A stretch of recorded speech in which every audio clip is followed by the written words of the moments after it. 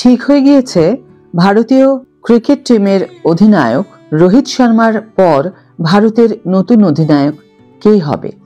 নাম জানলে সবাই চমকে যাবে। Hi everyone, welcome back to my channel Anjana Banerjee vlogs. বন্ধুরা, তোমাদের সকলকে আমার এই ছোট্ট ইউটিউব চ্যানেলে স্বাগত জানাই। ভারতীয় ক্রিকেটে রোহিত অধ্যায় কি শেষের পথে?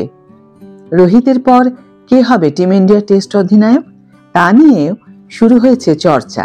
তালিকায় উঠে আসছে একাধিক নাম। সিডনিতে ভারত বনাম অস্ট্রেলিয়া পঞ্চম টেস্টের পর রোহিত শর্মার অবসর নিয়ে তৈরি হয়েছে জোর জল্পনা। রোহিতের পর কে হবে টিম ইন্ডিয়া টেস্ট অধিনায়ক, তা নিয়েও শুরু হয়েছে চর্চা। তালিকায় উঠে আসছে একাধিক নাম। প্রথম নাম হচ্ছে জসপ্রীত বুমরাহ। ভারতীয় দলের অধিনায়ক হওয়ার দৌড়ে সবার আগে রয়েছেন জসপ্রীত বুমরাহের নাম। ভারতীয় দলের সহ অধিনায়কও তিনি। রোহিত শর্মার অনুপস্থিতিতে অধিনায়কত্ব করার অভিজ্ঞতা রয়েছে। পার্থেও বুমরাহের নেতৃত্বে ভারত একটি টেস্ট জিতেছিল। তারকা পেসারের অধিনায়কত্বের প্রশংসাও করেছেন ক্রিকেট বিশেষজ্ঞরা। ফলে বুমরাহের হাতে ব্যাটন উঠলে অবাক হওয়ার কিছু থাকবে না। দ্বিতীয় নামটি হচ্ছে কেএল রাহুল।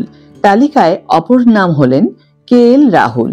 দীর্ঘদিন ধরে ভারতীয় দলের সদস্য তিনি। সাদা বলের ক্রিকেটে অধিনায়কত্ব করার অভিজ্ঞতাও রয়েছে। অস্ট্রেলিয়া সফরে ব্যাট হাতেও তিনি সফল হয়েছেন। ঠান্ডা মাথায় রাহুল বিকল্প হতেই পারে রোহিতের। তৃতীয় নাম্বার হচ্ছে শুভমান গিলের।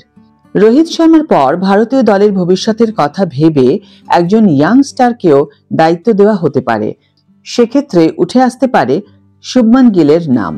দীর্ঘদিন ধরেই গিলকে পরবর্তী প্রজন্মের নেতা হিসেবে দেখেছেন ক্রিকেট বিশেষজ্ঞরা।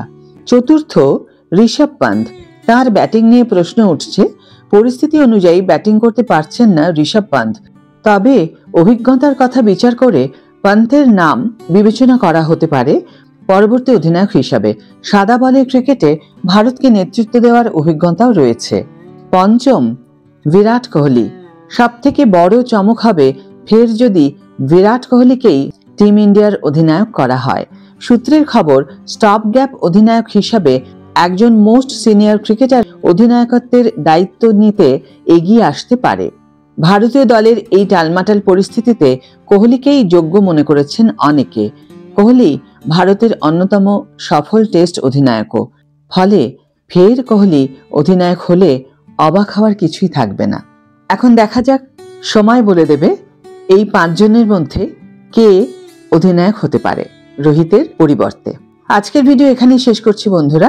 ভিডিও যদি ভালো লেগে থাকে তাহলে অবশ্যই একটা ছোট্ট করে লাইক দিও, শেয়ার করো বন্ধুদের সাথে, কমেন্ট করে জানিও তোমাদের মতামত। যারা এখন আমার চ্যানেলটিকে সাবস্ক্রাইব করোনি তারা অবশ্যই চ্যানেলটিকে সাবস্ক্রাইব করে আমার পাশে থেকো। আর যারা অলরেডি সাবস্ক্রাইব করে দিয়েছো তাদের জন্য আমার অনেক অনেক অনেক ভালোবাসা এবং অনেক ধন্যবাদ। আজ তাহলে বিদায় বন্ধু, দেখা হবে পরের ভিডিওতে। ভালো থেকো, সুস্থ থেকো, সঙ্গে থেকো।